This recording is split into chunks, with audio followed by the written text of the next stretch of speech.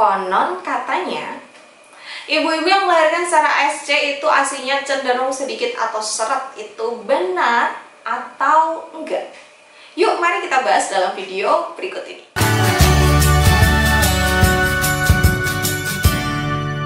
Halo, selamat datang di Kriwil Live, ngobrolin kesehatan bareng aku Bidan Kriwil. Hari ini kita akan ngobrolin soal persalinan SC dan ASI yang keluar. Bener nggak sih kalau misalnya habis SC itu ASI-nya jadi seret gitu ya? Disclaimer, aku dulu itu melahirkan SC gitu ya. Kisah persalinan kalian bisa tonton lagi di video di sini supaya nggak nanya kenapa bubit SC gitu ya. Tapi yang mau aku kasih tahu adalah bahwa meskipun aku SC, puji Tuhan ASIku itu banyak dan cukup gitu. Nah, terus kenapa nih kok ada mitos atau ada yang mengatakan bahwa kalau misalnya SC itu ASInya akan cenderung lebih seret. Nah, yuk kita kupas tuntas. Kenapa sih kok ibu-ibu yang SC itu cenderung ASInya seret, tetapi kok ya ada yang enggak gitu. Nah, yang enggak seperti aku, gimana nih rahasianya supaya walaupun persalinannya SC tetap ASInya bisa banyak dan tetap lancar menyusuinya. Oke, jadi salah satu faktor yang mempengaruhi produksi ASI, kelancaran pengeluaran ASI itu kan seperti kita tahu adalah hormon oksitosin, ya kan? Nah, ketika kita melahirkan secara pervaginam, maka otomatis biasanya ketika ibu dan bayi dalam kondisi baik, maka bayi itu akan langsung diletakkan di dada ibu untuk melakukan IMD atau inisiasi menyusu dini. Nah, proses IMD ini itu akan membuat bonding antara ibu dengan bayi itu menjadi lebih besar gitu ya, bondingnya tuh jadi lebih erat gitu. Dan kondisi ini akan membuat hormon oksitosin di tubuh ibu itu juga akan menjadi semakin banyak produksinya. Selain itu, kalau misalnya ibu-ibu melahirkan pervaginam, itu kan biasanya ibu dalam kondisi yang sadar. Bahkan kadang-kadang dokter atau bidannya kayak, ayo tengok ke bawah untuk lihat janinnya lahir gitu. Otomatis itu juga akan membuat hormon oksitosin itu menjadi lebih banyak. Sedangkan pada ibu yang SC, ibu kan setengah sadar ya, karena dibius, dia tidak bisa melihat proses ketika bayinya keluar. Kemudian kadang-kadang karena kamar operasi itu sangat dingin suhunya, maka si bayi ini juga tidak dilakukan IMD dalam waktu yang lama gitu. Kondisi ini tentu saja membuat hormon oksitosin pada ibu yang melahirkan SC dan pervaginam itu tentu saja berbeda, karena suasana persalinannya itu berbeda. Nah, karena hormon oksitosinnya produksinya berbeda ini tadi, maka ini bisa mempengaruhi produksi ASI. Jadi kadang-kadang yang SC karena persalinannya lebih traumatik, maka oksitosinnya sedikit sehingga akhirnya ASI-nya tidak langsung banyak gitu. Persalinan pervaginam kalau misalnya dengan tindakan seperti misalnya episiotomi atau misalnya di vakum, kalau ibunya merasa takut atau traumatis atau tidak, proses persalinan itu tidak menyenangkan, maka juga ada resiko terjadinya delayed lactogenesis 2 atau pengeluaran ASInya terhambat seperti itu. Jadi memang kuncinya di sini adalah menciptakan suasana yang menyenangkan saat persalinan, baik itu mau pervaginam atau SC atau dengan tindakan, dan berusaha untuk meningkatkan bonding antara ibu dengan bayinya. Nah, yang kedua adalah kondisi aktivitas fisik pasca persalinan. Tentu saja antara ibu pasca melahirkan pervaginam dengan SC itu tentu saja berbeda ya gitu. Jadi kalau SC bahkan yang erak sekalipun itu pasti sedikit lebih terbatas gerakannya dibandingkan kalau kalian melahirkan secara pervaginam gitu. Ibarat kata kalau kalian melahirkan secara pervaginam itu 2 jam itu kalian udah bisa kayak miring, duduk dan berjalan seperti biasa gitu loh. Tetapi untuk SC itu kan lebih bertahap. Nah, hal ini tentu akan berpengaruh pada proses menyusui. Karena pada ibu yang pervaginam, proses menyusui itu belajarnya akan lebih mudah karena dia geraknya tuh lebih fleksibel.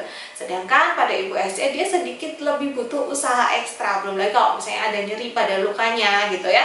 Sehingga akhirnya hal ini menyebabkan proses belajar di hari-hari pertama pada ibu yang pasca melahirkan SC itu jadi akan membutuhkan waktu sedikit lebih lama dibandingkan ibu yang melahirkan pervaginam.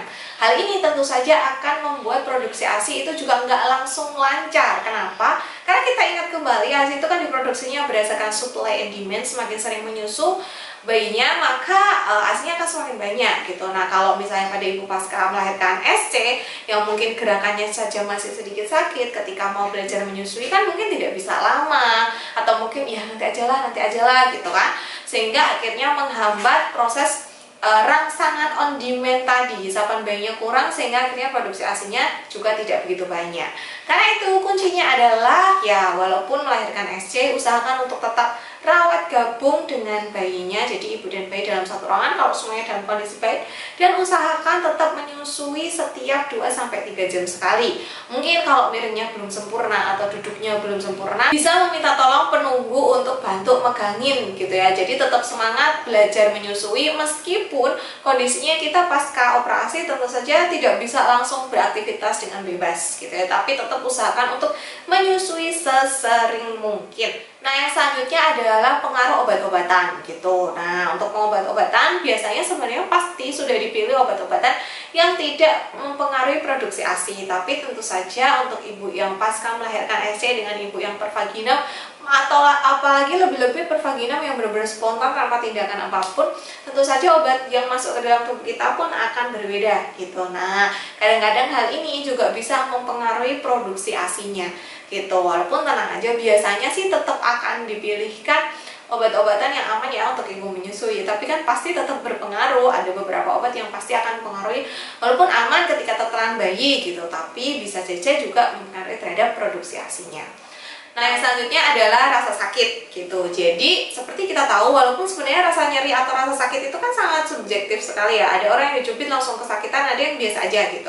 Tetapi tentu saja level rasa kurang nyaman atau rasa sakit antara ibu pas melahirkan SC dengan ibu yang melahirkan pervaginam itu tentu saja berbeda, bahkan obat anti nyerinya pun berbeda gitu. Nah, oleh karena itu, rasa nyeri atau ketidaknyamanan ini lagi-lagi dapat menghambat hormon oksitosin dirilis tubuh, yang pada akhirnya itu dapat menyebabkan ASI-nya jadi seret atau produksi ASI-nya jadi terhambat atau pengeluaran ASI-nya jadi delay gitu. Sehingga memang ya kalau masalah rasa sakit ini memang biasanya dibantu dengan obat-obatan anti nyeri, tapi ibu bisa membantu dengan kayak nafas relaksasi, kemudian melakukan hal yang disukai kayak misalnya makan makanan yang disukai, atau mungkin minta suaminya untuk mengelus-elus bagian tertentu yang sakit, bukan lukanya ya, kayak misalnya punggungnya atau tangannya gitu, sehingga ibu merasa disayang, kemudian ibu merasa nyaman, merasa rileks, sehingga harapannya rasa sakit atau nyerinya itu dapat berkurang seperti itu. Nah, ibu-ibu, jadi itu tadi penjelasan kenapa sih ada orang yang setelah melahirkan secara SC itu ASI-nya seret gitu. Jadi serta-merta bukan karena SC-nya, tapi memang ada beberapa faktor lain yang menyebabkan produksi ASI-nya itu jadi mungkin tidak selancar kalau melahirkan pervaginam gitu. Walaupun begitu, persalinan pervaginam pun ASI-nya bisa kurang lancar kalau misalnya memenuhi unsur-unsur yang aku sebutkan tadi, misalnya persalinannya traumatik, kemudian persalinannya nyeri gitu ya, kemudian setelah melahirkan tidak langsung sering menyusui bayinya gitu, karena mungkin aduh aku nggak pengen bergerak, aku pengen rebahan aja, itu juga bisa menghambat proses pengeluaran ASI gitu. Jadi silahkan jauh-jauh hari dari sebelum persalinan belajar tentang menyusui, belajar tentang ASI, sehingga nanti setelah persalinan langsung sudah bisa siap. Usahakan juga persalinannya menjadi persalinan yang menyenangkan apapun proses persalinannya gitu ya. Dan usahakan juga untuk rawat gabung dengan bayinya dan menyusui sesering mungkin. Nah, semoga yang nonton ini persalinannya lancar, sehat ibu dan bayinya, ASINya juga lancar, melimpah ruah gitu ya. Terima kasih sudah menonton, sampai jumpa di video selanjutnya. Bye bye.